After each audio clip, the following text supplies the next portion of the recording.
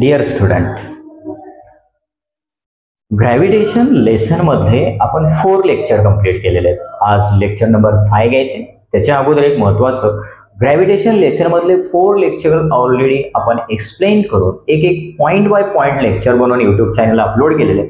आणखी एक periodic classification of element हा सेकंड लेसन सुद्धा आपण YouTube चॅनलला अपलोड केलेले आहे.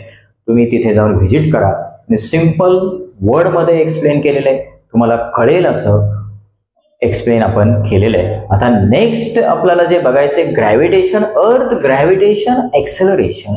Do you know about acceleration? Acceleration काय असतं? Acceleration means change in velocity. Change in velocity, velocity काय असतं? एखादी ऑब्जेक्ट आहे, पहिल्यांदा इनिशियल व्हेलॉसिटी त्याची जास्त आहे, परत ती कमी होऊ शकते, परत इन्क्रीज होऊ शकते, याला चेंज इन व्हेलॉसिटी, त्यालाच आपण काय म्हणतो? एक्सेलरेशन म्हणतो. पण इथं बघायचंय आपल्याला acceleration due to gravity, gravitational acceleration. Gravitational acceleration, earth काय करतो? Exert force on any object. आता कुठला तरी एक ऑब्जेक्ट आहे, आपण हे ऑब्जेक्ट घेतला आणि त्याला वर फेकला इन अपवर्ड डायरेक्शन, तर काय होतं? इनिशियली त्याची स्पीड जास्त असते, नेक्स्ट हळूहळू जसं जसं तो अवे फ्रॉम अर्थ पासून थोडा लॅटिट्यूड हाईट वरती जात असेल, त्याची हाईट काय होतं? कमी, त्याची जी स्पीड आहे, स्पीड म्हणजे व्हेलॉसिटी काय होतं? कमी कमी कमी होत जातं. ह्यालाच म्हणतो आपण एक्सेलरेशन. पण ते एक्सेलरेशन कोणामुळे घडून येतं? ग्रॅव्हिटीमुळे. म्हणून त्याला काय म्हणायचं? Acceleration due to gravity. Simple आहे, कळलं? एकदम क्लिअर झालं असेल. हे पहा, एक्सेलरेशन ड्यू टू ग्रॅव्हिटी. आता न्यूटन सेकंड लॉ ऑलरेडी आपल्याला माहिती आहे, F is equals to ma. न्यूटनचा सेकंड लॉ होता, but we can use here small g instead of a. Why? कारण की इथं एक्सेलरेशन, ते एक्सेलरेशन वेगळं होतं, पण हा acceleration due to gravity means earth साठी यूज करतो. That's why we can use here mg. हे reason a is equals to g. काय यूज केलेलं आहे? एक्सेलरेशन होतं एखाद्या ऑब्जेक्ट मध्ये, but due to gravity. That's why आपण we use here small g. हा इक्वेशन नंबर 1. हा equation 1. Equation 1. Second, according to Newton's universal law, we know that F is equals to capital G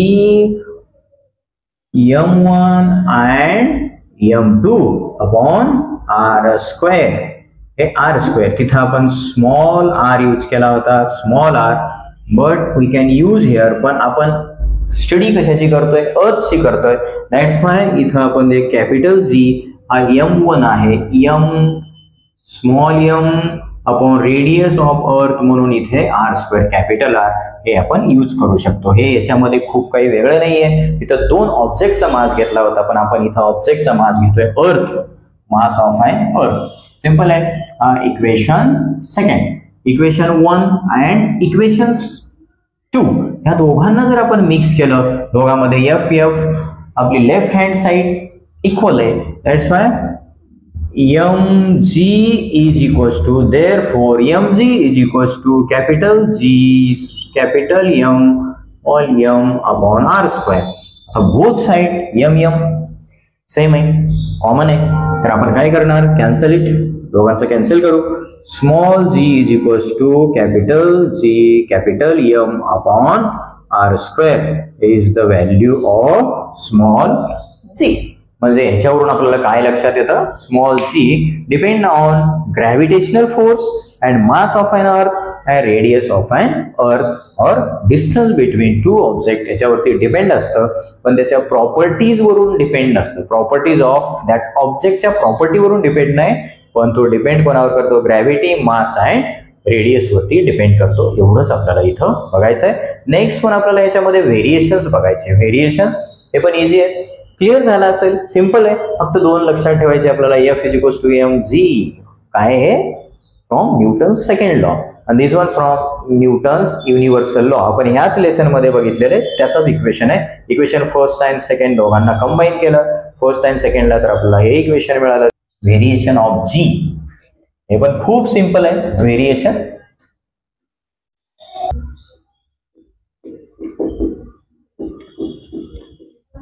variation of small g.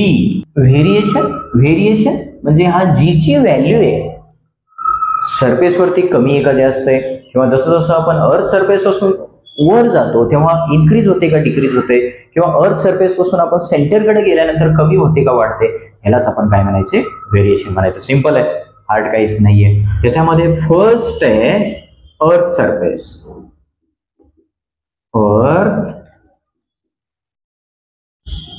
Earth surface आपली अर्थ कशी आहे सगळ्यांना माहिती आहे. Exactly not a spherical. Look here, earth is not a exactly spherical. अर्थ एकदम exact spherical पण नाहीये. त्याचा डिस्टन्स फ्रॉम द सेंटर त्याच्यामध्ये पण व्हेरिएशन आहे, म्हणजे कमी जास्त आहे. सेंटर पासून जर आपण पोल पर्यंत जर त्याचं रेडियस घेतलं तर ते लोवेस्ट आहे, कमी आहे. अँड इक्वेटर वरती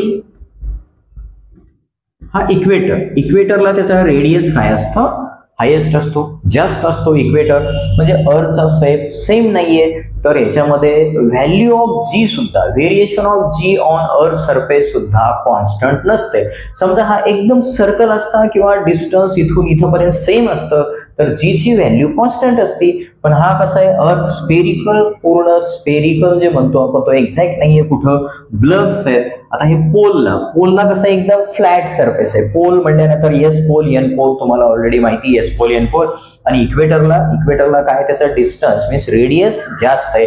त्यामुळं ऑन पोल याचा जो व्हॅल्यू ऑफ जी आहे ती 9.8 मीटर पर सेकंड स्क्वेअर आहे आणि इक्वेटरला 9.7 मीटर पर सेकंड स्क्वेअर आहे. ह्याच्यामध्ये व्हॅरिएशन दिसून येतं. म्हणजे अर्थ सरफेस वरती व्हॅल्यू ऑफ जी कॉन्स्टंट नसते. का कॉन्स्टंट नसते, कारण की अर्थचा शेप किंवा रेडियस ऑल साइडने जर बघितलं तर इक्वल नाहीये. पोलला वेगळंच असणार अर्थ एक्सेलरेशन ड्यू टू ग्रॅव्हिटी, आणि इक्वेटर वरती सुद्धा वेगळं असणार, कारण की इथून इथचा डिस्टन्स जास्त आहे, इथून इथचा डिस्टन्स कमी आहे. तुम्ही याचे पॉइंट आउट तुम्ही नोट्स बुक मधून काढू शकता. मी फक्त तुमचे कन्सेप्ट क्लिअर करतोय. आता याचे एक पॉइंट जर लिहित बसलं तर खूप वेळ लागतो.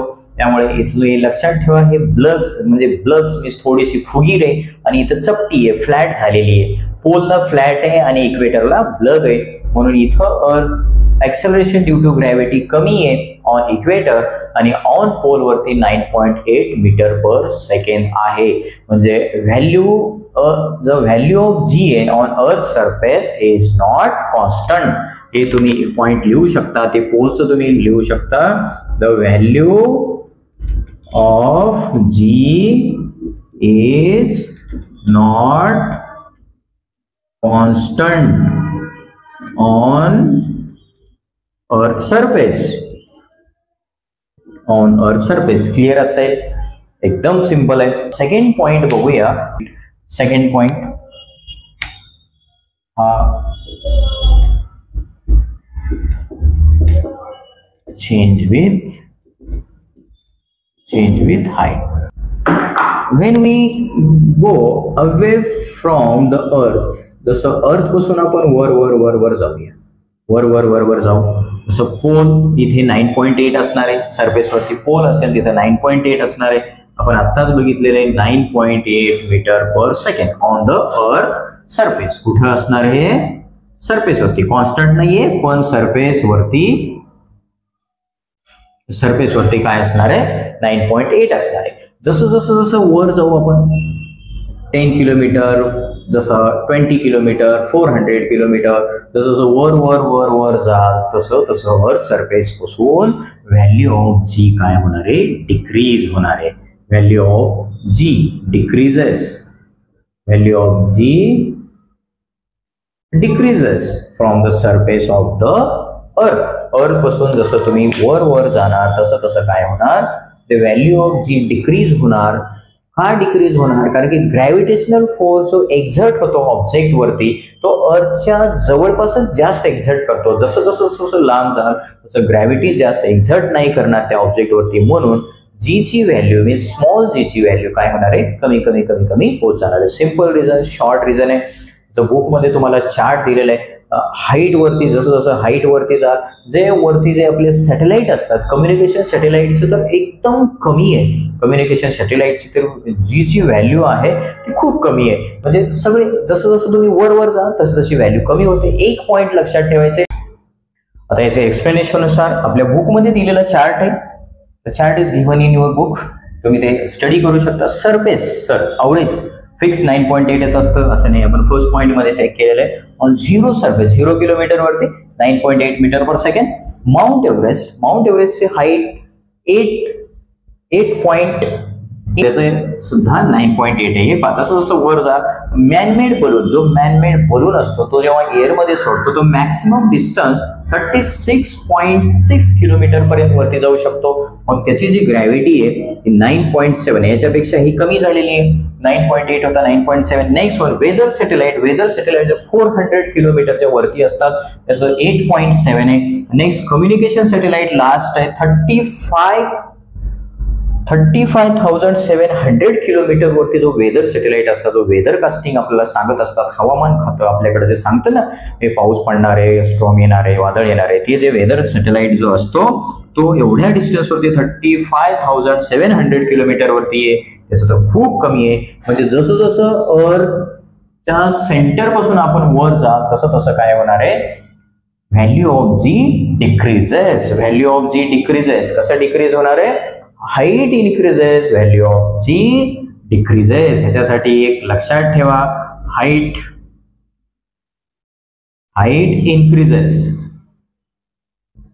increases and value of G decreases.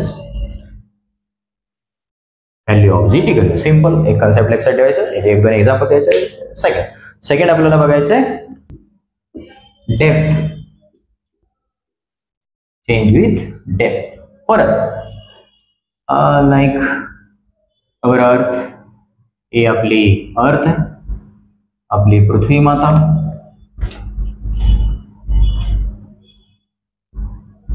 आपली अर्थ. डेप्थ म्हणजे सेंटर कडे जायचं. डेप्थ म्हणजे खड्डे नाही खोदायचे आपल्याला, सेंटर कडे. आपण सरफेस वरून जर सेंटर कडे चाललोय, सरफेस पासून सेंटर कडे, व्हॅल्यू ऑफ जी इन्क्रीज व्हायला पाहिजे पण नाही होतंय.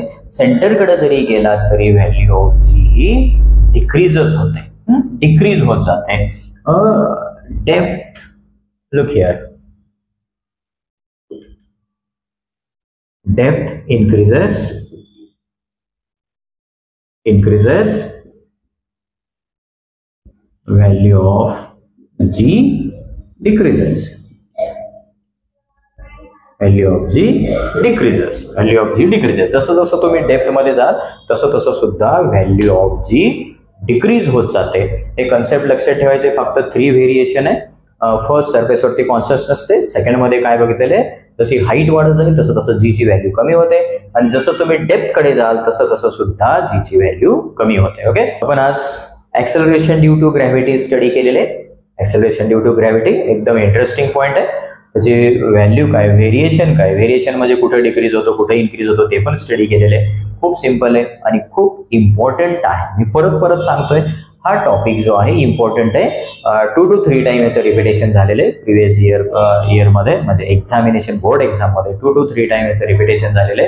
त्यामुळं व्यवस्थित लक्ष देऊन करा. थँक्यू. आपण भेटूया नेक्स्ट लेक्चर मध्ये.